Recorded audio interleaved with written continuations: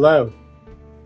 Tonight I'm going to tell a very interesting little story about the time that God saved me from drowning. Very unusual story, very dynamic. We can start with talking about my background a little bit. It starts, part of the story I should tell you that I guess all my life I was obsessed with wanting a lover, someone to be very close to. And it always seemed that the person I was in love with was not in love with me as much, or the person that was in love with me I didn't care so much about. Plus I'm an artist, I'm spiritually oriented, I'm gay. I grew up in the mid 20th century in a small town in Kentucky. I just figured I was so eccentric and different that there wasn't anybody for me. I felt that way most of my life. So when I was in my 20s, I used to travel from Kentucky to Myrtle Beach, South Carolina, several times a year to visit the Meher Baba Spiritual Center there and friends that I had made there. And there was a friend of mine who had recently married a woman who had a little boy. And when she and I first met, we both knew that we felt a very deep soul connection. When I looked in her eyes, it was as if I was looking at the female version of Steve. I just felt so close to her, and she felt close to me. After a few years of visiting, I actually decided to move back to Myrtle Beach, South Carolina. And I lived with that family for about a year until I found a place of my own. It was a lot of fun discovering Myrtle Beach. It was more tropical than Kentucky. So to be at the ocean, palm trees, even the bugs are different here. So it was very exotic for me. I was young. I was maybe 27, 28. So it was an exciting adventure. I'd never lived that far from Kentucky.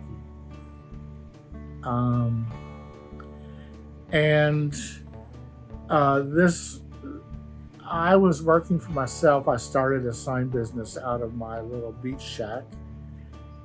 And this woman was off work during the day because she was a waitress at night, and her husband was away working the day. So she and I spent the daytime hours going out for lunch, going on picnics, getting to know the area. I was really having a blast.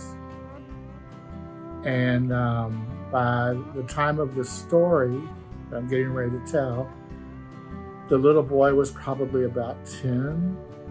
And the little girl, they had a little girl together. She was about 3 or 4, and they had just had a new baby girl. So, like I said, we were always doing picnics and exploring the area. So one day we decided to go to a place called Sunset Beach. It's about an hour north of North Myrtle Beach, if that much, maybe half hour to an hour.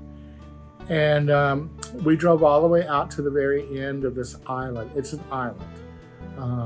It's separated from the mainland by a salt marsh. And the salt marsh lets in and out on both sides of the island into the ocean twice a day as the tides go up and down. So we go over a bridge, to the island, and then we turn left and go north all the way to the furthest tip of the island, where there were no houses there at that time. There was almost no people on the island because it's all private homes, and maybe this was off season, I don't remember, but it's not a public beach, and there's no high-rise condominiums or hotels. So we went to a very secluded end of the beach, and as I said, there was a inlet on both ends of this island, the north end and the south end. So we went all the way to the north end, and no lifeguards, nobody there at all. And we took our picnic down to the beach, and the little boy, about 10 at the time, he and I decided to get in the ocean and play for a while. And he and I were very close. I had bought him his first surfboard, helped him build ramps for skateboarding, things like that. Taught him how to fish. So he and I were out in the waves, and he was holding onto my back. His arms around my neck, holding onto my back. And we were having a great time just relaxing in the waves. And my friend was up on the shore with the two girls, little girl and baby. And I was bouncing up and down on the sand with the water probably up about to here. And then suddenly I realized that my feet weren't touching the bottom of the ocean. And you know what happens if you've been to the beach much is that the waves usually come in at an angle. So you might start out in front of a certain house or condo building, and you're playing for about an hour, and you think you've gone nowhere, and you look up, and suddenly the house where you're in front of is a quarter mile down the beach. And that's because the waves come in at an angle and gently, without you knowing it, wash you down the beach, parallel to the beach, not in or out, just parallel. So I figured that's what had happened. And then the reason, even though I wasn't far out in the water, the reason I couldn't touch the bottom was because the current had washed me into the inlet, and the inlet was letting out at that time, which means it would have been low tide. And when the inlet lets out, that's a huge body of water back behind the island, huge, several square miles. And it's all got to get out into the ocean, and it can only go out the two inlets around the island, and it becomes like a river. And it's very, very deep and very fast and very powerful. A lot of water getting out of that marsh very fast. And so I began to realize that this was dangerous. And I couldn't hold the boy's weight on my body when I myself couldn't stand on sand. So I ordered him to go up the beach to be with his mom. And it's amazing that he obeyed me, because he and I played so much, had so much fun together, wrestling around, that he almost never obeyed me immediately. Maybe he felt the tone in my voice. Maybe it's a miracle. Thank God he obeyed me and got off my back immediately. Now, he was able to get to the shore and get back to his mom because he was wearing scuba diver's flippers. And he was able to swim very easily through this current and get back to her. But I wasn't wearing any flippers. And so I started to panic. This river of water was taking me out into the ocean really fast. And I'm a really good swimmer. In my early 20s, in the summertime, I would go to the city swimming pool. And after I acclimated during the course of the summer, by the end of the summer, I could swim an Olympic-sized pool back and forth for a full hour without stopping very easily. Um, but in the ocean, I've always been afraid of deep water, and I've always been afraid of dark water, and I've always been extremely afraid of sharks. I guess most people are afraid of sharks, but I'm really, really, really afraid of sharks. Um, I guess in my mind, it's like if I have to be attacked by an animal that can bite me and eat me, I think I would rather it be a tiger on land, because at least I can get my footing and I can hit it and I have a fighting chance. But in the ocean, if a shark is biting you, you're just bobbing around like a cork. There's nothing you can do. You can't get a grasp of anything. You can't get a foothold. You can't run. There's nothing you can do. Very vulnerable.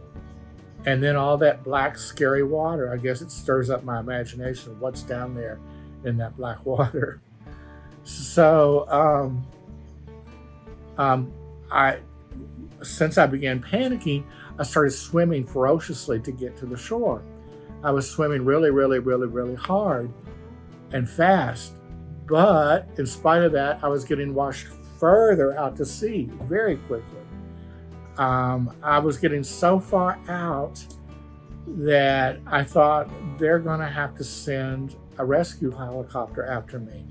That happens quite often here at the beach.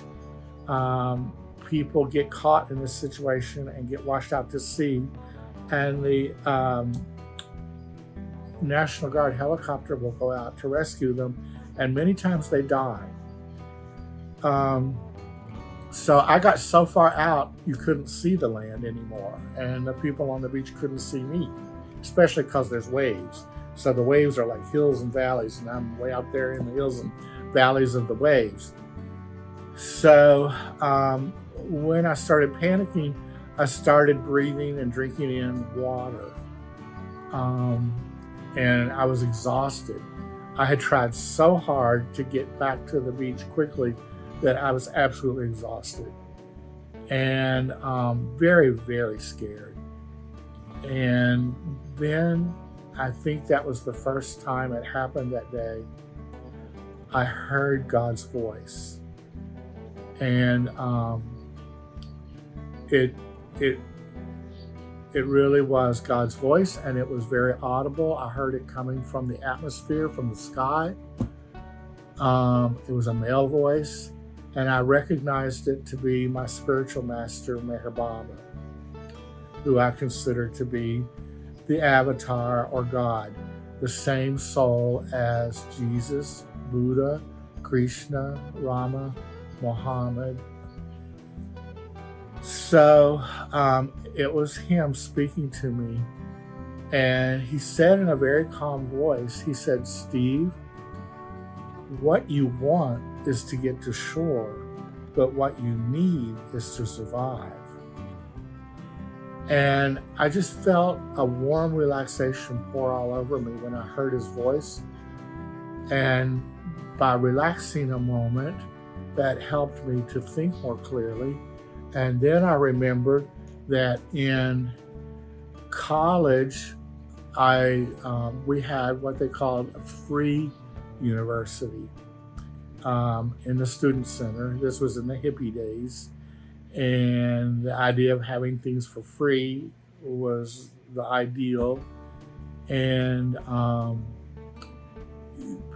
anyone that wanted to teach anything could teach a course at the free university. So there was one very capable man who was teaching wilderness survival training.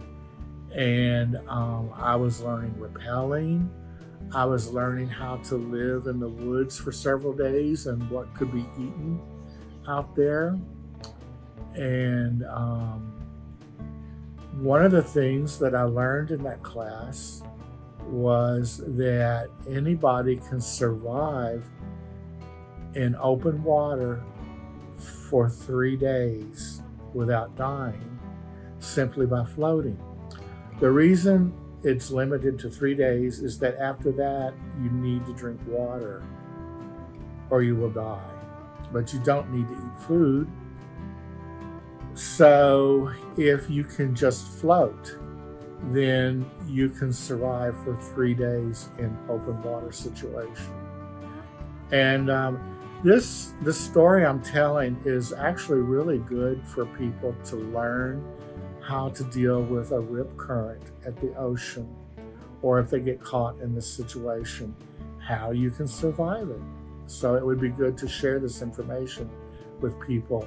Living here at the beach, I wish there was a public service announcement on television, played quite often on a public channel, to explain this to the tourists. I really think it should be played several times a day. And also, this is a spiritual lesson in this story, plus an adventure. So God's voice had said, Steve, what you want is to get to land, but what you need is to survive. And that's when I remembered in wilderness survival training, they had taught us how to survive by floating in water. Now, the way they taught us was that you hang in the water face down like a jellyfish with your head and limbs hanging straight down, just like a jellyfish. And then whenever you need a breath, very gently push with your hands, push your head up above the water, so the water's here, and you take a breath, and then you relax back down into the water. And you do that for up to 3 days. Well, I thought I'd rather do it the other way around. I'd rather float on my back for a few reasons. One is I didn't want to look or face all that dark, inky black below me. You know, who knew how deep it was and what scary things were down there. And I'd rather look at the bright, sunny sky. And also because I'm so tall and very skinny at that time, the only way that I was ever able to float was to lay on my back, and I would really have to arch my chest up in the air with my hands way back and my head very, very far back.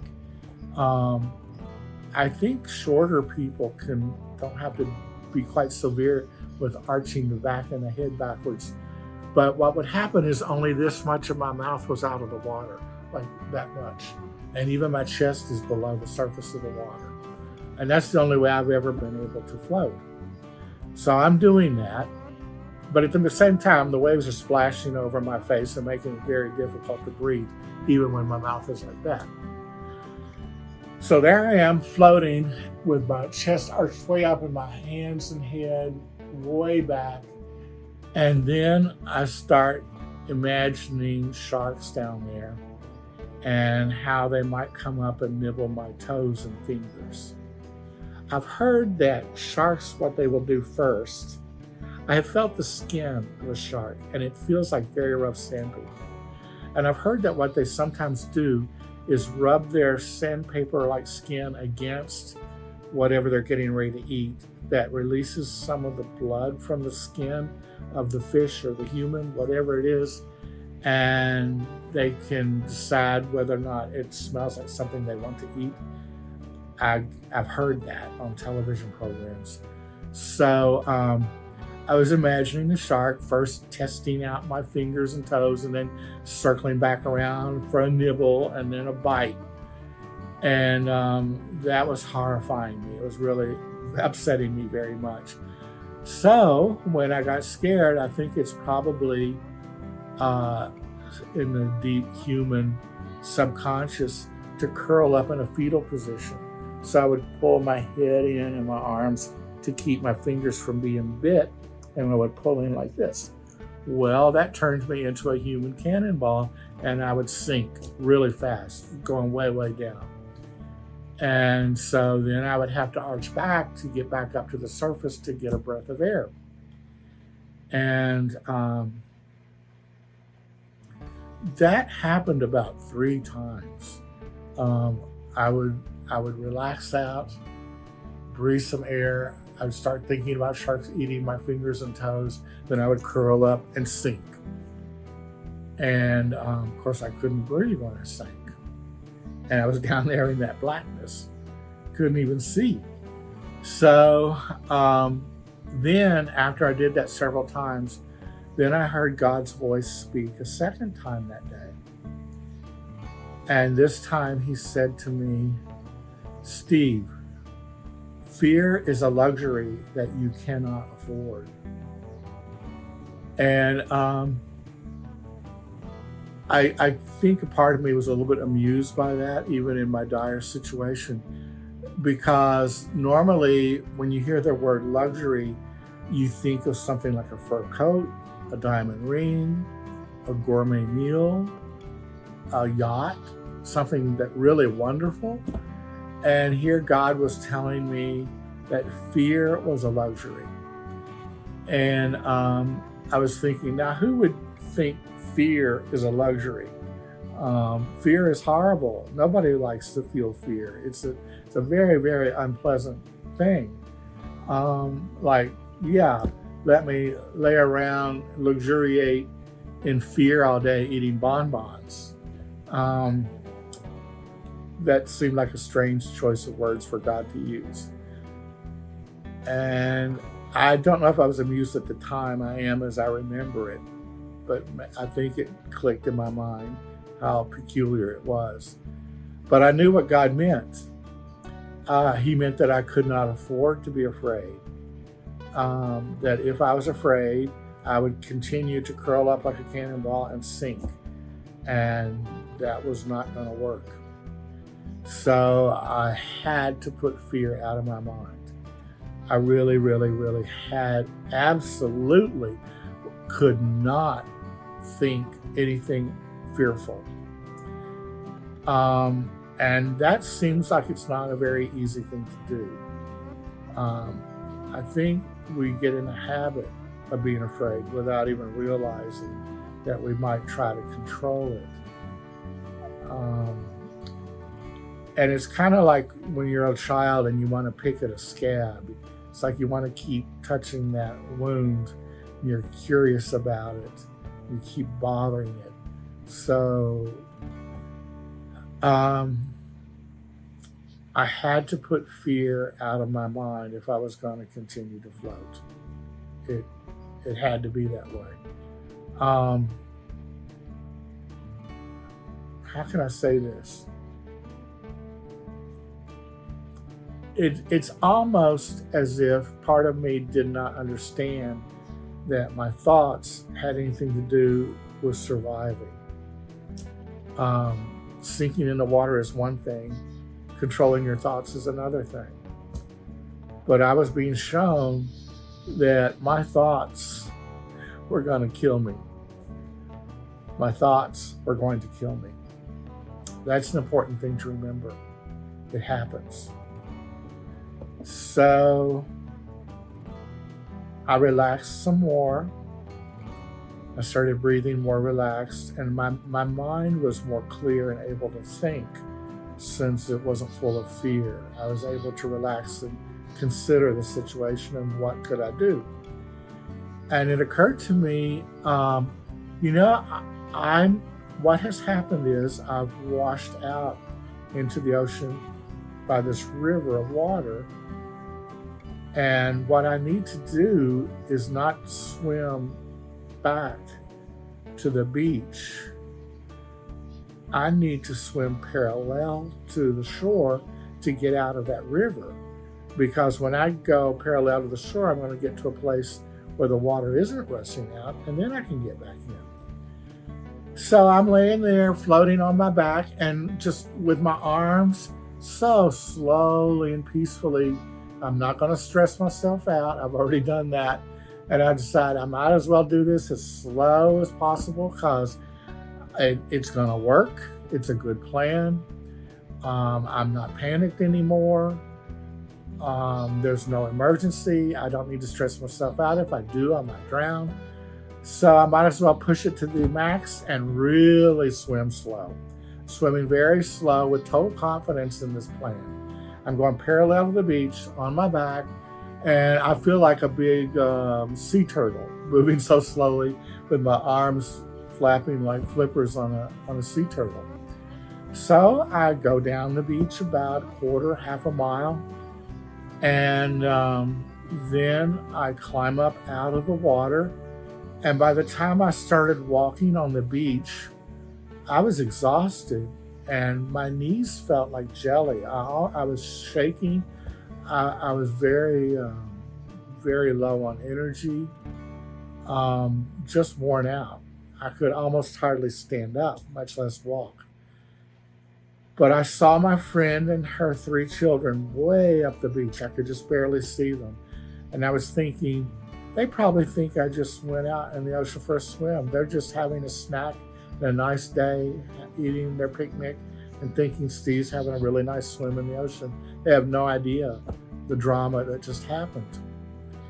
And as I walked up the beach to get back to her and the family, I heard God's voice one more time that day. And he said, Steve, you did that perfectly. You did exactly what I wanted you to do. Now, I want you to do it in real life. And I thought to myself, what the hell was that? That wasn't real enough for you? I just about died. That was one of the most horrifying experiences I've ever had in my life. And I can say to this day, yeah, I would say it was one of the most horrifying experiences. I don't want to do it again. And so I thought, you're saying real life? That wasn't real enough for you? But I knew what God meant. He was telling me that an emergency is relatively easy to get through. I've been in several near-death experiences and car wrecks and barroom fights when I thought I could die any minute. And I've discovered that emergencies are actually quite easy to get through. Your adrenaline kicks in, your bravest self kicks in, time can slow down. I had the experience where 2 or 3 seconds seemed like an hour. You have plenty of time to think, plenty of time to organize yourself, because time changes. And you get a sense of detachment, you get adrenaline rushing through your body, and it's very easy. You're not thinking about anything else, you're not worrying, you don't have time to worry. It's happening just like that. So you do what you need to do, and I think you're more capable of doing it with all that adrenaline that you're having. So emergencies can be quite easy to endure compared to real life, because real life goes on day after day, after month, after year.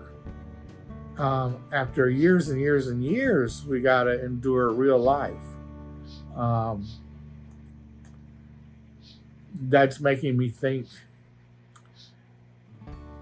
the most depressing time of my life is when I realized that reincarnation is true. And I discovered through Mayor Baba that each human has 8,400,000 incarnations as a human before we get out of here. I was so depressed. Sometimes I have this thought, how long can I swim? How long can I keep going? I've developed mental attitudes since then that make it quite easy, and I really do enjoy my life because I've decided to. But anyway, here he was saying, I want you to do this in real life. And the moment at hand, I think I realized it right then. Let me think about this a moment. I had known for several months that I felt a strong need to end my relationship with this lady for several reasons. Um, I had been friends with her husband before he married her, before I met her. And I never did feel right that I got all the good side of her during the day. And then when he got home exhausted from work, he would get the bad side. He would get the nagging and the irritability in a relationship. I got all the picnics and the shopping trips. Um, I would hear complaining about him that it felt like just listening to the complaints was enough to drive a wedge between him and the rest of his family. I didn't like that feeling. It seemed to me that she and I were both very emotionally attached to each other. I can explain my point of view of how that felt. When I moved out of their house, only 1 or 2 blocks down the street into my little beach shack, where I would work on signs in the yard all day, every afternoon about 3 p.m., I would feel like I was going to throw up. My stomach would hurt so much. I would start to have anxiety, wondering if I would be welcome at their house that evening for a visit and dinner. But I went every evening. I had dinner at their house every evening. I was always there. But I felt I was being invasive. And so every afternoon, about 3, I would get this sick feeling in my stomach that I would be so scared and lonely if I couldn't go there. It was so nice being part of the family that way. And at that time in my life, it's hard for me to imagine, but it's true, I was extremely scared of being alone. I would have terrible panic attacks. So that was one situation from my point of view. It seemed to me that she was becoming disenchanted with her marriage and possibly, I don't know, possibly having romantic feelings for me. But I'm gay, so that couldn't happen. I wouldn't enjoy being married to a woman at all. And also, her little boy would be a teenager soon, and he and I were extremely friendly and close. And I felt being gay, it would be too stressful for me to try to be a father figure for him, that it would be a lot easier in my life not to have that situation as he grows to be an older teen and becomes attractive. He was a very beautiful boy. So I didn't think that would be a good situation for me. It would be a lot easier for me not to have that. So for many reasons, I was feeling that I needed to divorce her. And I had been discussing this with her for several months, but I didn't have the courage to do it. I kept telling her my theory that it would be a good thing for us to do, but I couldn't do it. So when I heard God say, I want you to do this in real life, I started thinking how scared I would be to have to live without her emotional support. So I went back with her. She had no idea there was any problem. We had a great picnic, went home. And about 2 or 3 days later, I was at her house like always. And I guess somehow the topic of separation came up again. And she was really getting tired of hearing me talk about this. She was very irritated and frustrated, and she screamed at me and told me to get out of her life and go to hell and never come back. So I left and I went down to my little shack, and I knew that when she calmed down, she would get over that. But I also knew that it was something that I was trying to do to get out of her life. So when I went back to my little shack, I was crying very much because I felt death in the air. I thought, this is it. This is the breakup. And what am I going to do without her? I had never had such a close friend that I was so emotionally dependent on. And I went home crying and crying. And I laid on my bed and called my mom. But I knew that for the first time in my life, my mom would not be able to help me. There would be nothing she could say or do to make this disappear, make me not hurt. I knew, I'm pretty intuitive, maybe a little bit psychic. I knew that I was going to grieve for 5 years. I had that very clear in my mind. That's what was getting ready to happen. I knew that I could not jump over it. I knew I couldn't go around it. I knew I had to go through it. I knew that had to happen. I had to grieve. And I called my mom anyway, and I was crying and explaining to her that I had broken up with this lady. And Mom started crying. She felt sorry for me, and she wanted to help me. But I knew that I was going to hurt when we hung up the phone. I knew she wasn't going to be able to make the pain go away. But then she said, Steve, did I ever tell you the story about the 2 little mice that went out looking for cream one night?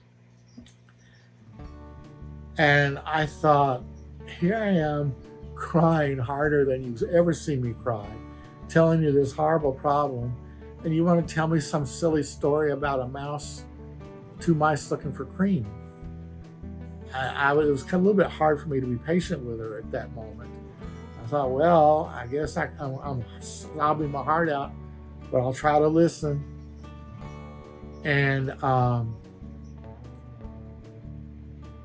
she told me the story about the 2 mice. I don't know where she ever heard the story. I don't know.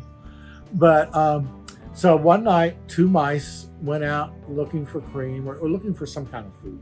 So they find a big wooden bucket full of cream all the way up to the top.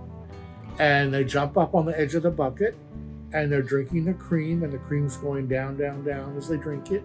So then they scamper on in, they dive into the cream, and they drink more and more and more cream.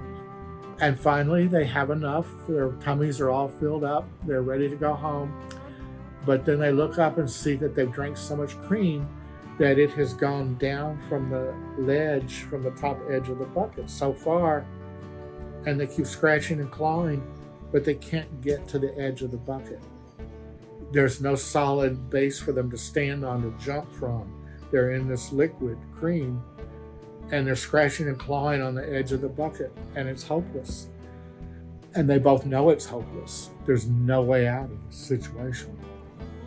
So one mouse, he panicked at this horrible, horrible situation, and he drowned.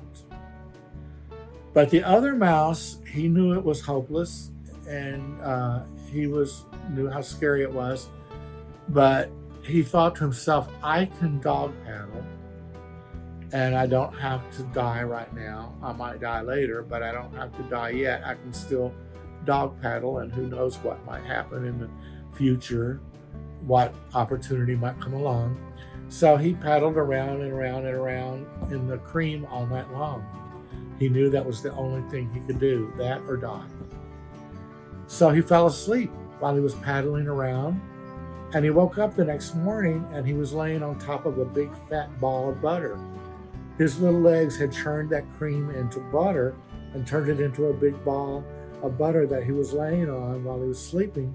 And so he was able to finally have leverage to stand on and jump up to the edge of the bucket and then go on his way. Immediately, I realized that my mom was telling me the exact same story that God had just told me out in the ocean. And the most amazing thing is, I had not yet told my mom about the near drowning experience. She knew nothing about it. So I felt like God was double underlining for me, Steve, this is the lesson I'm trying to teach you. I taught you out in the ocean, and now I'm having your mom tell you the same story, even though she knows nothing about your drowning scenario. So this is the lesson I need you to learn. So after that, I decided to draw a little sketch on typing paper of me floating in the ocean, and I thumbtacked it to the wall next to my bed in my little beach shack. And I had my sign business at the time. I had just started it. And I guess by this time, I wasn't working in my front yard. I had a little shop down the street, my first little tiny shop. So I remember every day I would start to grieve too much by about 3 p.m, and I just couldn't stay at work. My head would start spinning. I would get sick. I'd feel like I was going to throw up. I was grieving too much. So I would go home and I would close all the blinds. I would unplug the phone, not to be disturbed by anybody. I would look at that sketch on the wall of me floating, and I would lay on my bed and pretend I'm floating and that everything's going to be okay. And I did that for many months. While I was going through this separation, I took it so hard. It was the first big loss like that in my life with someone close to me. And I took it so hard that I remember I threw up. I vomited every day for a month. And then I cried every day for at least a year.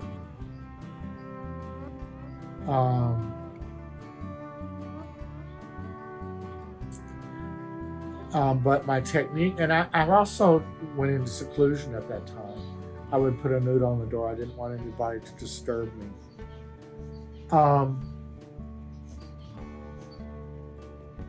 So then I guess the next thing that happened, well, I can say that there were a few times when I ran into this lady walking to the beach or something, and she would apologize for screaming at me. She told me she didn't mean it. She thought we could still be friends. And I totally believed her and I agreed with her. But I said, no, neither of us had the strength to set this in motion. And now it has happened. So I think we need to keep with the momentum, or we'll be back in the same situation that wasn't going to work out. All these years later, if I was in this situation, I would do the same thing again. I needed to get out of that family and have my own life.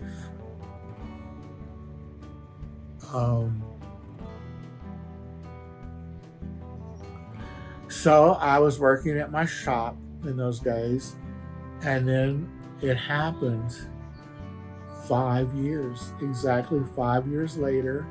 I was driving home from work one afternoon, and I suddenly thought, Steve, you're not grieving anymore. And I was shocked. I know the exact day that the grieving stopped. And the strangest thing happened. Then I began to grieve the grieving. Because those 5 years alone in seclusion I had, because of the grieving, I had been able to dive really deep into the ocean of myself. And it was a very intimate time with myself. It was very delicious in a way that I really got to spend such deep, alone time with myself. And I thought, this is never going to happen again. I doubt that I will grieve that hard in the future. I have grieved, especially at the loss of my 4 puppies. But I knew that my spirit was going to be too light to go that deep in the ocean of grieving in the future. I saw that my spirit is like an air bubble or balloon, and it can't stay underwater. It goes up to the top automatically where it's light and free. And it's just not possible to stay down that deep for that long a period of time. When I was really, really, really feeling the grieving intensely emotionally.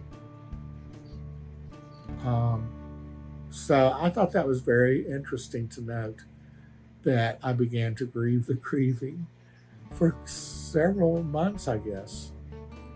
I just thought of something that I can interject in the story. It actually happened with this lady and her family several months before the drowning scene.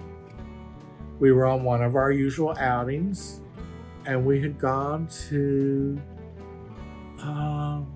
some island over the North Carolina border where there's a fort out on an island, and an aquarium that you can visit. And it's a park, I guess a state park. And it's all sand dunes everywhere. And when we got there, I happened to notice that there was a plaque stating that the path ahead led to a hermit's shack. And the historical marker said that there had been a hermit that lived on that island all alone for many years, and that was his little shack. Maybe there was something in my psyche that felt the future, but I felt like I was going to throw up when I read that plaque and thought about what it would feel like for me to be a hermit and have to live alone by myself. It was such a horrifying thought thinking about the hermit. It was very nauseating. And also about that time, now was it, I can't remember, I think it's since that time, I became obsessed with the story of Robinson Crusoe. And I even purchased the first edition of the book that was illustrated by N.C. Wyeth. And I read that book over and over. I couldn't get enough of it.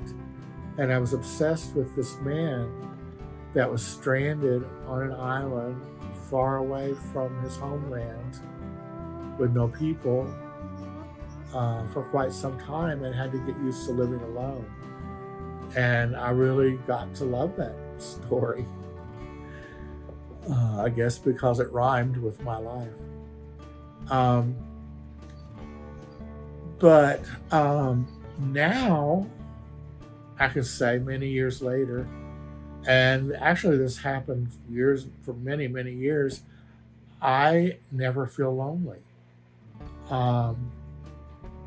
I couldn't be alone at one time. I was scared to death of it, and it made me sick. And now I've lived alone for many years. At the time of telling the story, I do have a very sweet lover from Pakistan, and because of COVID, he hasn't been able to get a visa to come to America. We haven't met in person for 3 years that we've been dating online. So, and it'll be another year before the visa interview can even happen. And then he might get rejected. But I've been living alone, and I'm never ever lonely. Thank God, knock on wood, something. Um, I love my artwork. I love my business. I love my customers. I love my family. I love my friends. I love my home. I love my career.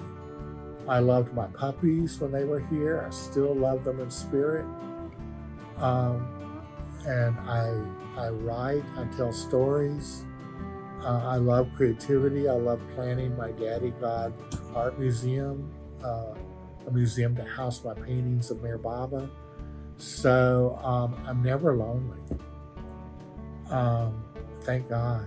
That was very painful. And I feel very sorry for anyone who does feel lonely.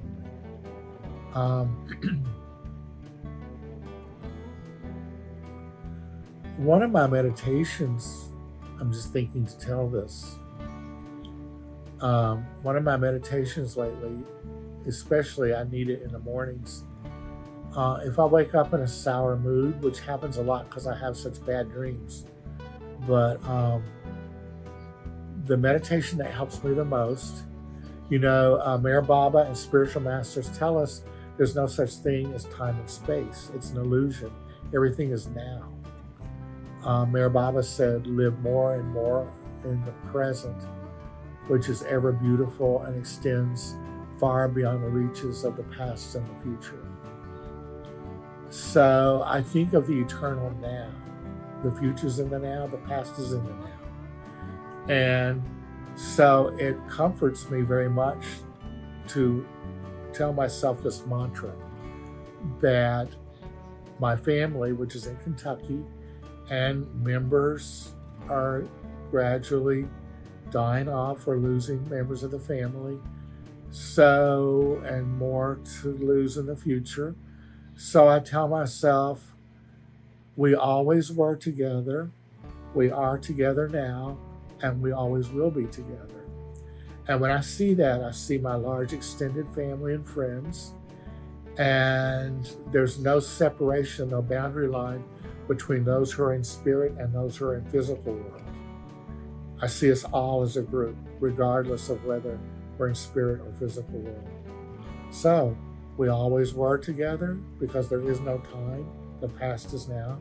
We are together now, and we always will be together because there's no future. The future is now.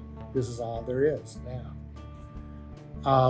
And that consoles me very much to repeat that mantra.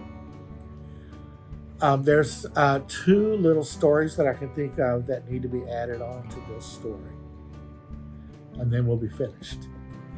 A few years after the drowning sequence, I was visiting my parents' house in Kentucky, and I was laying on a couch in the television room, and I looked up and noticed an art print of my mom's on the wall, and it was an art print that I had found many years before the drowning scene here in Myrtle Beach in an antique shop. And my mom loves cats, so she used to have one or two cats. So this print, it's actually a famous print, it turns out. I think it was cut out of a magazine. There's a wooden bowl full of cream with a little mouse swimming across it and several cats all the way around the edge. So no matter where he goes, he's going to run into a cat. But these cats are watching curiously. And the picture seems to ask the question, is the little mouse going to make it? When he gets to the edge of the bowl, no matter which edge he goes to, there's going to be a cat. So what's going to happen to that little mouse? And that echoes exactly the story that my mom had told me about the two mice looking for cream, which is very interesting that the universe, God, angels, whoever had me buy that print and send it to her many, many years before the drowning scene. And then there is one other story that I can think of, if I'm not leaving anything out. This happened only in the past year, I saw a friend share on social media the story of a laboratory experiment, and in this laboratory, excuse me, the scientists um, had some rats to experiment with, and they would take a rat and put it in a jar of water to see how long it would swim before it drowned. And every rat that they tested swam almost exactly 15 minutes, and then it would give up and start to drown. So they would rescue the rat or mouse, and not let it drown. They would dry it off, put it back in its cage, and every single lab rat was tested, made it to 15 minutes, and then gave up and started to drown. So then they thought, now how long will the rat swim and survive if we put it back in the jar of water? So one at a time, they would dry the rat off and put it back in a jar of water after it had already been through its first 15 minutes. And they wanted to see how long will it swim longer now after that experience. And the story asked the question, how long do you think it swam? Do you think it swam 15 minutes, 30 minutes, 1 hour? I don't remember the exact amount of time, but I think it was more like 3 to 6 hours. And the answer to their question was, the experiment was that evidently each of these rats had learned to trust that it would be saved. So it didn't have to panic and give up at 15 minutes. It could keep paddling and dog paddling until it would most likely be saved again. So I think that's a really good spiritual lesson for all of us. All of these stories tonight, I think, are very, very helpful for all of us to learn not to panic and to call on God, hear God speak to us, think what we can do and what we cannot do, what's possible, and don't give up, and we can have a very nice ending. I think that is everything that I can think of connected to that story. I've been wanting to tell this story for years. I actually did write it a few years ago, and it is published as a short story in paperback form that you can buy on Amazon Books. A written story is different than a spoken story because I had time to polish the words many, many, many times and get exactly the right words, the right cadence, the right sentence structure to have the best artistic effect. So it's a different animal.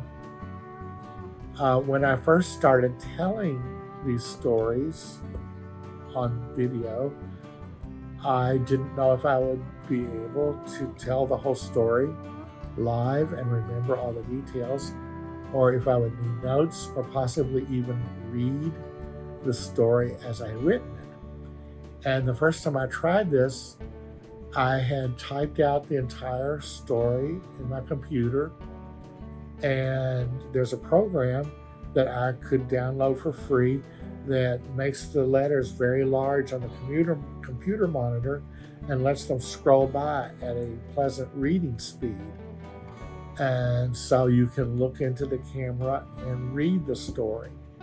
But I realized immediately it didn't feel alive enough for me. So I abandoned that.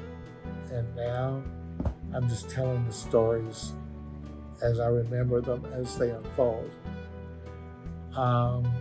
One more thing before we go.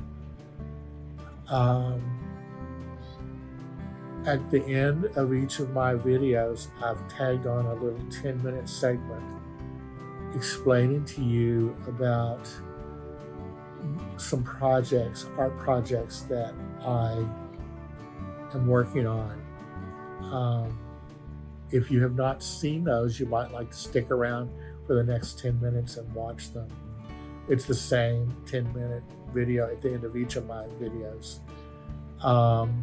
It tells you where you can buy my original art of Mayor Baba and my art prints. This little video will tell you about my life plan to build a Daddy God art museum here in the Myrtle Beach area to host my paintings of Mayor Baba after I pass on.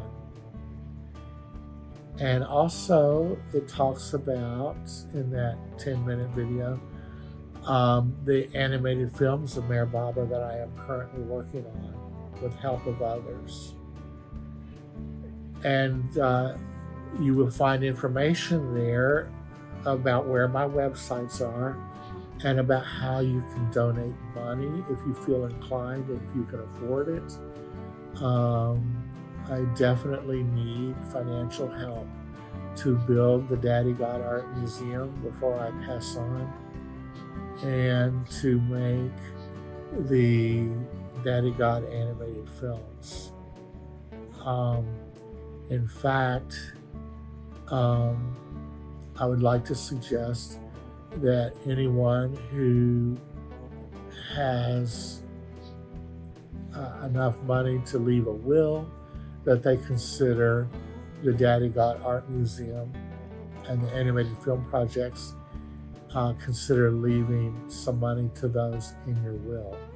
Would be very helpful if you feel inclined. Okay, thank you for listening. I hope you enjoyed the story, and I will talk to you next time. Bye-bye.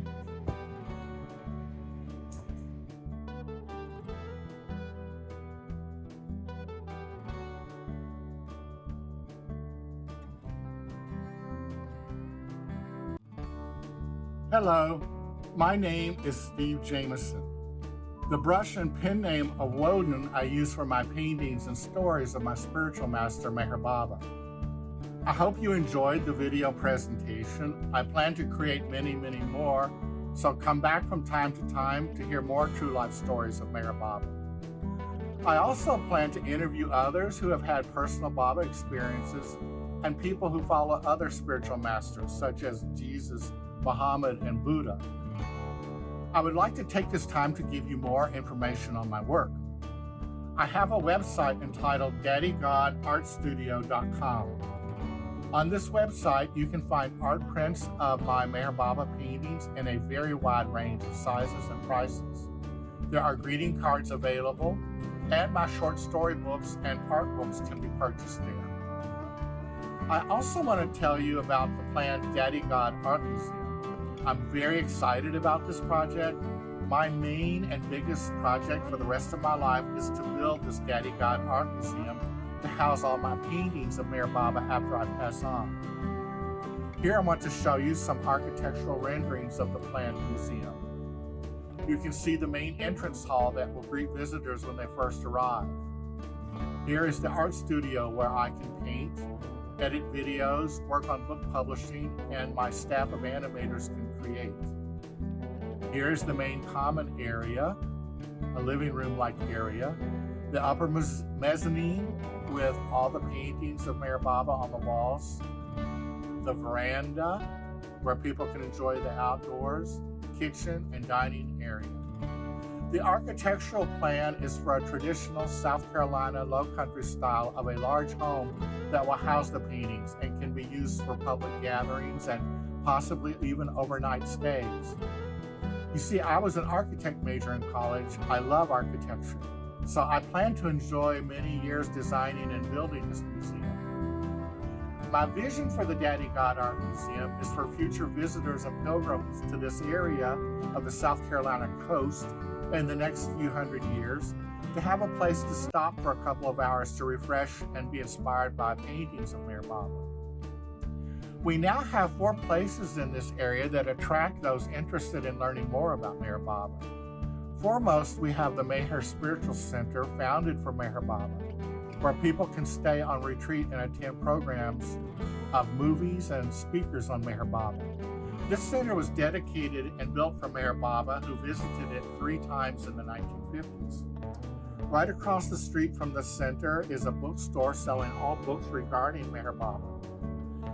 About 45 minutes south of the center, there's the world-famous Brookgreen Sculpture and Horticulture Gardens, where people can walk in the path of Meher Baba, who visited there one day himself. There is Yaupon Dunes. This is the house where Meher Baba stayed for some time while he was recuperating from a car accident. He had a painful car accident in America that he said was his modern-day crucifixion for this incarnation. Finally, the ultimate destination, or the alternate destination, would be the dream of where the Daddy God Art Museum would be situated south of Meher Center on the road to Charleston. It would be situated with the ocean front on one side and backed by the beautiful local salt marshes on the other. Anyone wanting to visit historic Charleston for the day can stop at the museum for a couple of hours on the drive down. Here I want to show you a few recent paintings that I have created for the museum. I think I have about 30 done so far, but I plan many, many dozens more. These are very elaborate and time-consuming paintings done with oil on canvas in a very large format size of 5 foot by 7 foot. So you can see these are too big for private homes. These paintings are currently being created and housed at my studio, which is just 15 minutes north of Meher Center in North Myrtle Beach, South Carolina. I would like to extend an open invitation to anyone visiting the area to stop by my studio for a short visit, for a cup of chai, and to see the current artwork. Visiting hours are from noon to 6 p.m., and I'm here 7 days a week. Also, here you can see a few of my true life short story books about Meher Baba. These books have been printed and published and are available on Amazon. I'm very excited to tell you about another huge project I'm working on in my studio. I'm very excited about this one, and I think you will be too. With the help of a few animators, I am working on full feature film-length Walt Disney-style animated movies of Meher Baba done in my Wodin style of depicting his image. Currently, we are creating a 5-minute presentation sample of what the full-length movie might look like. We plan to use this mini presentation to show our proposed film to the public when we are asking for financial donations to pay the animators. Animation is a very labor-intensive and time-consuming endeavor, and the animation staff must be paid in order to live and be able to afford to work on this project. Finally, I would like to invite anyone who feels inclined to support the vision of the Daddy God Art Museum, as well as the animated movies, to donate financially. It will take a few $1 million in my estimation to build this museum as I envision it, and to finance its operation and maintenance for the next few hundred years. I would also like to suggest that people leave donations for the museum in their will. Information on how you can donate is provided in the section below this video. You can send donations now to my PayPal account, which is wodinart@aol.com. That's WODINART@AOL.com. From time to time, I might set up GoFundMe-style accounts where you can donate, and eventually I will also create a tax-exempt foundation where you can make larger donations that will be tax-free. Thank you so much for watching this video. I apologize for the sound of all the motorcycles out here. It's Bike Week in Myrtle Beach, South Carolina, which happens every May and September, I think, and it gets very loud here then. And also my parrot over here keeps beeping in once in a while. So I apologize for the noise. I hope you'll return in the future to see more videos that I intend to create telling more true life, real adventures with Mayor Baba that the world has yet to hear. So, bye-bye for now. See you later.